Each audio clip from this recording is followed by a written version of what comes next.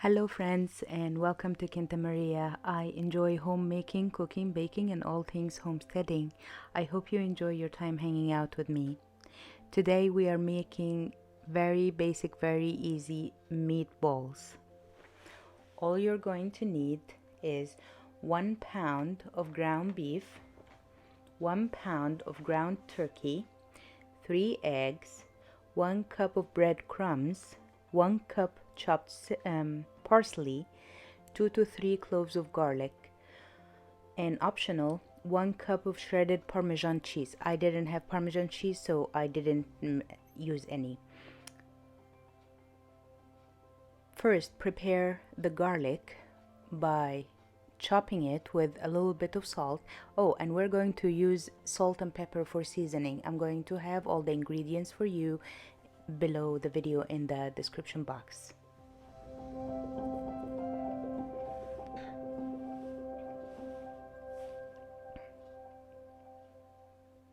In a big bowl, I added the ground beef and the ground turkey.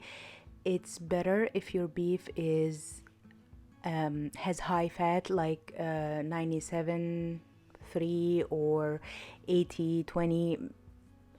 Unfortunately, my beef here was very lean.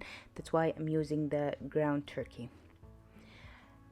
I am chopping the parsley fine to make it finer because I had already prepared this parsley for another recipe and it wasn't very fine, so now I'm giving it another chop.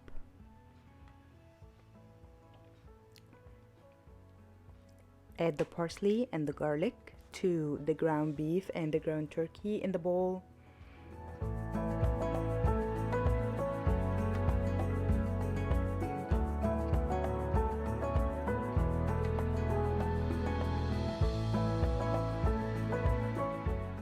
In a small bowl, break the eggs just to make sure that they are good eggs, and we're going to beat them together before we add them to the ground beef. This is going to make the mixing much easier.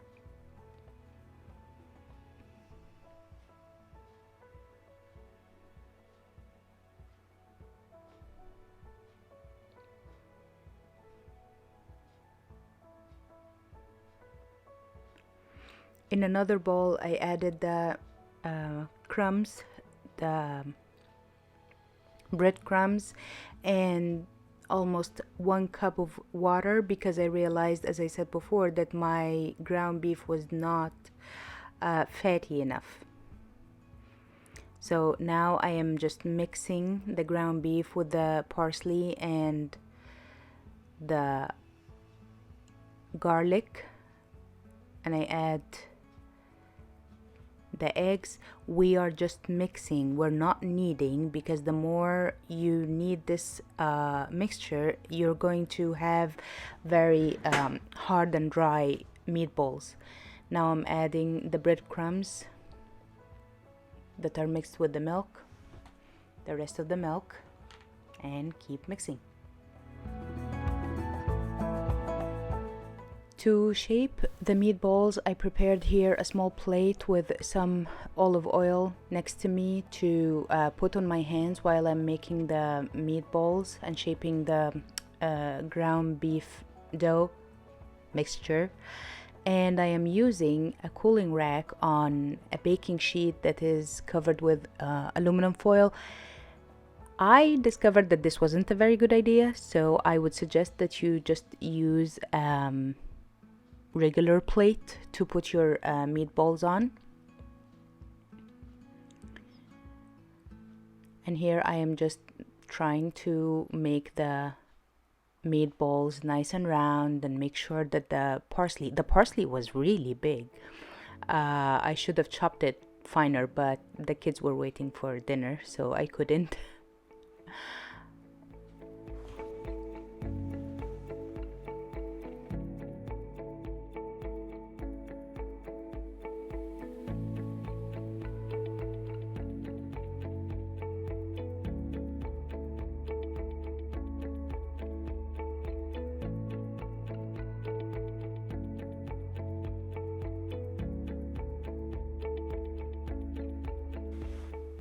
To cook these meatballs, I placed a pan with some olive oil and canola oil, a mixture, on the stove. And when the oil is ready, is hot, I started frying these meatballs. You can make the meatballs in the oven and turn on the heat from the top of the oven, the broiler, to give it a color. It's not gonna be the greatest color, but it's definitely a healthier option.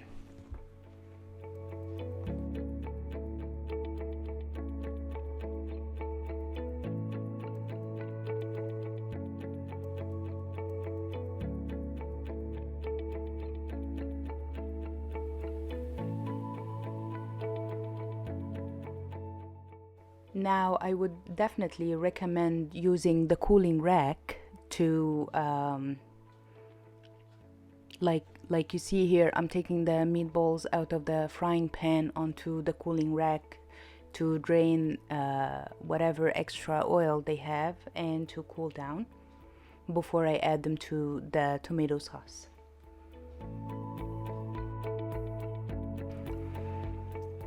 To make the sauce, I used ready-made Prego and ragu. I had leftovers in two containers, and in a Dutch oven or any pot, just add some oil, add the sauce, heat it up, add the meatballs to the sauce, let it simmer for an hour or so, and then you have these beautiful tomato meatballs.